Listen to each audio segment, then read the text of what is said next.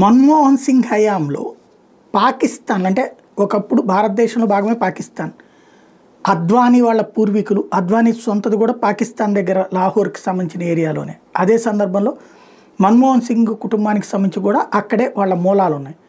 అయితే అద్వానీ వాళ్ళ పుట్టినటువంటి ఊరు ఏరియాలో డెవలప్మెంట్ చేయని చెప్పి తన డబ్బులు ఏమి ఇవ్వలేదు, లేదా భారతదేశపు డబ్బులు ఇవ్వలేదు. ఎందుకంటే విడిపోయిన పాకిస్తాన్ అంటే ఉన్నటువంటి ఒక ద్వేషం, కోపం, విరక్తి, అన్యాయానికి గురయ్యామని. బట్ మన్మోహన్ సింగ్ కుటుంబం మాత్రం అక్కడ వాళ్ళ బంధువులు ఉన్నారు. ఆయన ప్రధానమంత్రిగా ఉన్నటువంటి సమయంలో పాకిస్తాన్లో ఆయన గ్రామానికి డెవలప్మెంట్ కోసం భారత ప్రభుత్వపు విదేశాంగ శాఖ ద్వారా నిధులు అందజేశారు. ఈ విషయం అధికారికంగా పాకిస్తాన్ ప్రభుత్వం ధృవీకరించింది.